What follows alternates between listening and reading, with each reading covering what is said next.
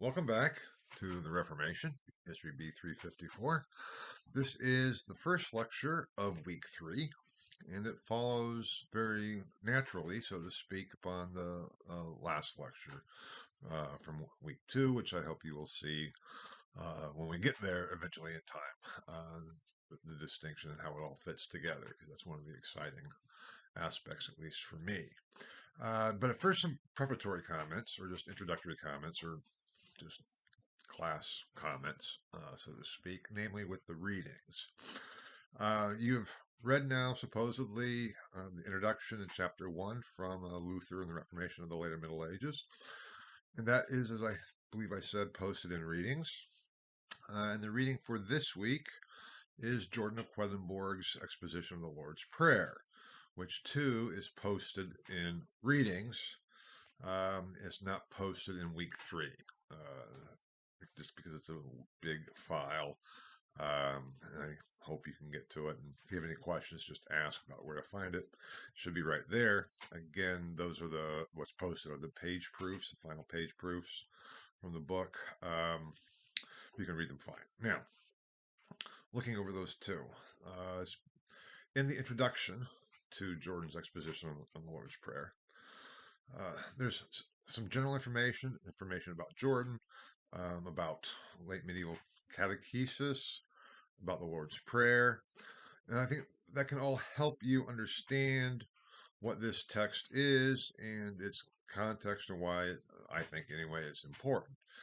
There's also some more technical information and arguments going into the theory of textual editing, the comparison of the manuscripts, those aspects. And if you're interested, certainly you can read the whole thing. But that's not the focus and purpose of assigning this book. The purpose is for you to read Jordan's text. This is a text that he originally originated as his lectures on the Gospel of Matthew and the Augustinian Studium in Erfurt in 1327. He then later published them separately, and he also included them in a later work of his, a collection of sermons, as Sermons 289 to 298.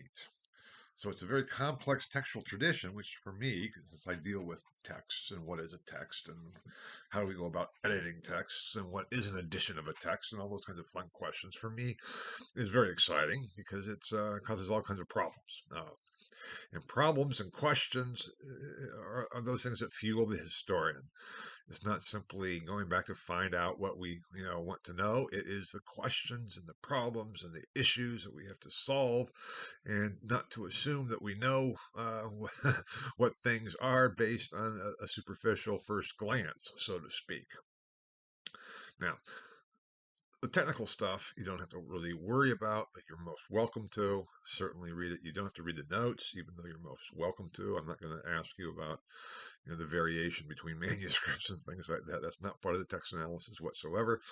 If you haven't looked at the assignment, the text analysis assignment yet, I would do so, because the first text analysis assignment is based on Jordan's exposition.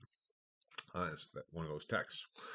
So even maybe before you begin reading his exposition of the Lord's Prayer, I would suggest going and looking at least at that assignment, the text analysis assignment 1, to see what is being asked, and how to put it all together. And so when you read it, you can read it with that in mind, so to speak. Now, 2, this something a bit more about Luther and the Reformation of the later Middle Ages, the other book for which you've read the introduction in chapter 1. That too, I know, probably has more information than a lot of you would like. It maybe assumes a lot of knowledge that you do not have, or don't have, or not yet have, and a lot of names and concepts that are foreign, or could be foreign, to some of you, or even maybe many of you. That's all fine. Okay, that's not the issue. The issue is not to have you read a basic introduction to this is Luther and this is the Reformation. I hope that you will approach it as, when you're reading it, I mean, this is the Luther book I'm talking about here, but this principle also applies to the Jordan and the other sources, in the sense of what can I get out of it? What can I understand about it? The idea is not that you will have a thorough, comprehensive, grasp of these books or in these texts that I'm assigning, um, especially the documents, the texts themselves. Scholars continuously go over them and question and ask and debate. What does this mean? What is this all about? Where does this fit in? That is the historical endeavor. That is what doing history in many ways is all about. At this stage, I hope you will too just read the Luther book and say, what do I understand of it? What can I get out of it as of right now? And not worry about what you don't understand. Now, obviously, there are various levels. If you don't understand some things that are part of the course or within the confines of the course, that could be problematic. First of all, if you don't understand something or are wondering about it, please ask. We can always talk about things. That's part of the process as well, and part of the course design, so to speak, as well. Have that discussion back and forth, so that we can come to an understanding of the material that's there, or at least with the positions that I'm putting forward and the arguments that I am making. So that is how I hope you will approach the readings. Not simply say, "Oh my God, this is just too much. I don't understand any of it anyway. This is all foreign to me," and then not do it. That would be the worst approach. The idea is to see what can you get out of it, and don't get stuck or hung up on the complexities, on the names and dates, on the technical aspects. See what you can get through, and see what you can understand. I mean, I remember reading for the first time this article as an undergraduate article by Damasus Trapp, Augustinian Theology in the 14th Century. I cite it repeatedly. He was a very important person and will come up later in the lecture, most likely. I'm sure he will. And I remember reading it down in the stacks of the library. And I thought, you know what? This is so important. Now, this was a long 170 some page article, I think, something about that. Very technical, very detailed. This is so important, I can tell. And you know what? I do not understand a single word of it. Now, so, therefore, what did I do? Did I simply say, I don't understand it, therefore it's not understandable, therefore it's not really helpful or not useful, or, why did he even write this? That's not the best approach. The best approach, which I did, was like, okay, and my goal is try to eventually to understand it. I want to know what this is all about. I want to know what he's saying, because I can tell it's important. And it took me quite a while. And there's still things in it that I don't really understand, to be quite honest. It's that kind of technical and complex. I hope there'll be some things that you understand from reading the assigned texts in Luther and the Reformation of the later Middle Ages here. So it's not quite that experience, but that's the approach I would hope that you'd be willing to take, to say, what can I understand? What can I grasp? And then make that part of the whole course endeavor. Now, also, I know with Luther and the Reformation in the later Middle Ages, chapter 1 of the introduction, doesn't start at the beginning, so to speak. It's not simply chronological. It's also thematic. It goes back and forth chronologically here and there. And that's why I hope the lectures are designed to be more chronological development, if that makes sense. That's why we started with the basic structures of Christendom. And we talk about the crisis of the later Middle Ages. We're going to be talking about the Augustinian Renaissance today. And I hope that will put it all in perspective. And the Augustinian Renaissance is, in my view, a very important phenomenon. It's also one that is extremely complex because of the historiography. Now, if you've looked at the PowerPoint slides yet for today, you'll see that there's one or two slides. It talks about the historiographical tradition. Historiography is simply the history of history, what other scholars and historians have said, the questions they've asked, their interpretations, and the scholarly debate over issues. And the relationship between the influence and impact of Augustine and Luther And the origins of Luther's Reformation theology, and therefore the origins of the Reformation, have been debated for a very long time, um, since the late 19th century. And I'm not going to go into all the various positions and discoveries and arguments, um, but enough to give you a sense of, oh my gosh, this is really complex.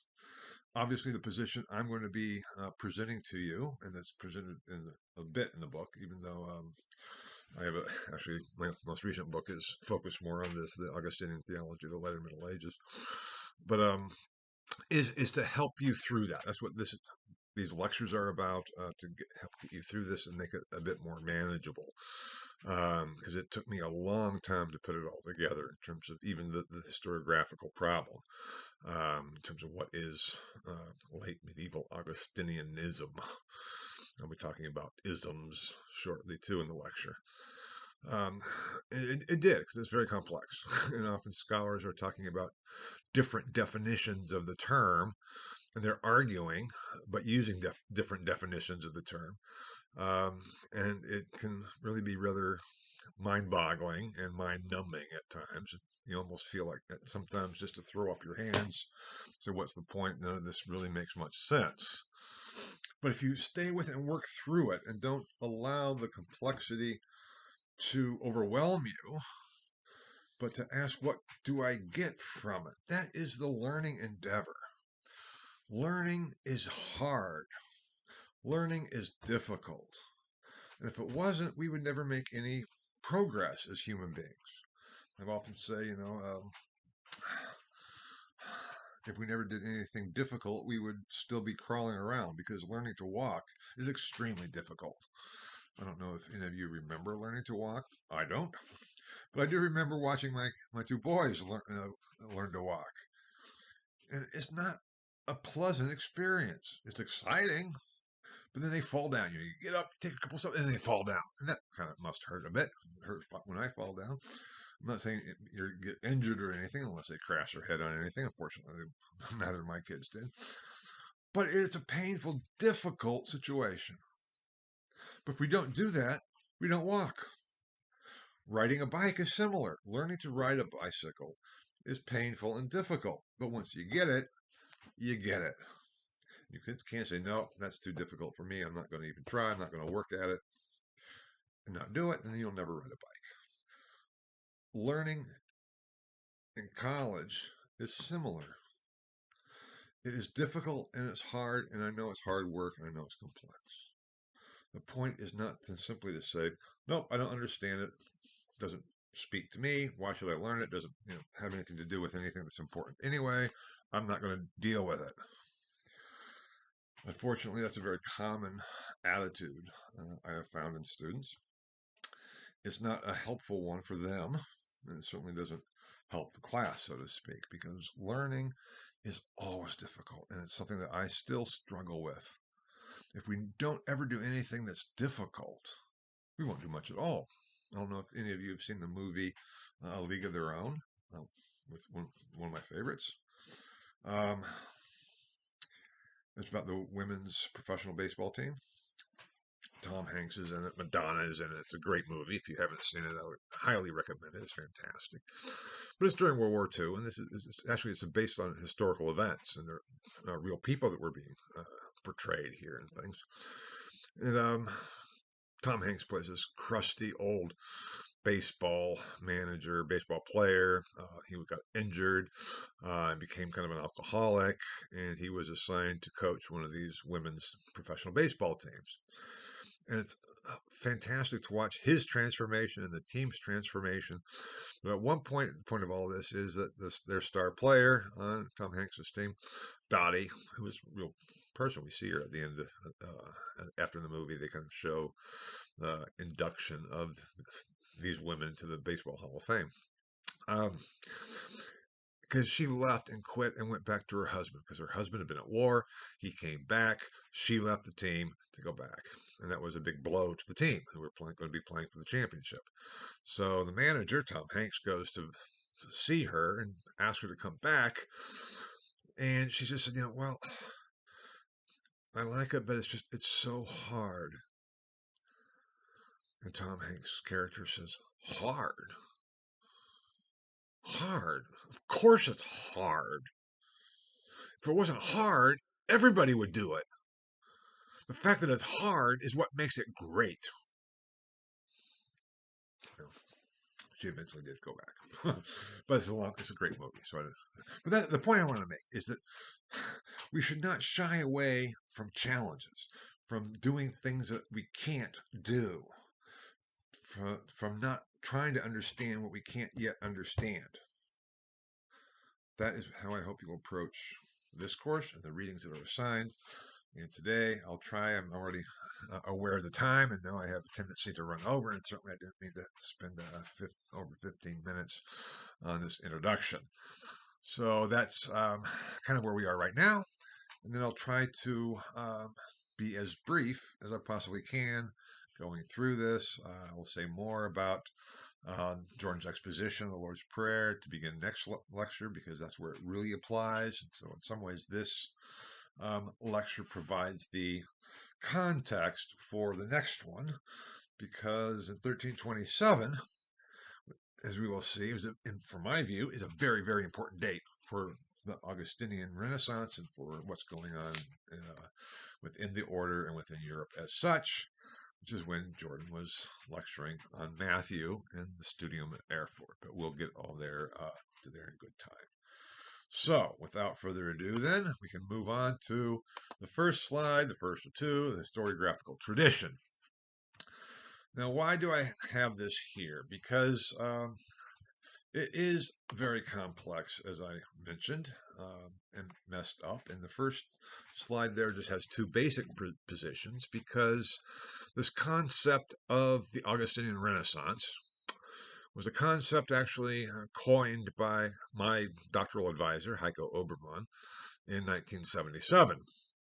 The idea that Augustine impacted Luther, and that Luther's Reformation theology was very much an Augustinian theology, has been around for quite a long time. There's been debates about how that all came about. What influence did it have? Was Luther influenced by members of his own order? Because Luther was a member of the Order of Hermits of St. Augustine. And that goes back to the late 19th century. Moreover, the concept of Augustinianism plays into it as well as in the relationship between the Middle Ages, or the later Middle Ages, and the Reformation, which is basically getting at the issue of medieval and early modern, and where does Luther stand within that transition. You have some scholars, I have up there the two positions. Some scholars have argued that position one, that Luther received nothing from the late medieval theological tradition, but was his own unique theologian, basically there. And then others, and this is position two, that Luther was a product of the late medieval theological tradition. So in one sense, it's position one is that Luther was an early modern figure. He's the first kind of person of modernity. And the other is that, no, he's a product of the medieval developments. Now, I have underneath each of those positions a Protestant view and a Catholic view, because that's what makes some of this kind of complex, because you'll have Catholic scholars arguing the same thing that Protestant scholars argue, except for different reasons and purposes, which again can make it very confusing. Therefore, I have the position one, the Protestant view. Luther was distinct from anything medieval.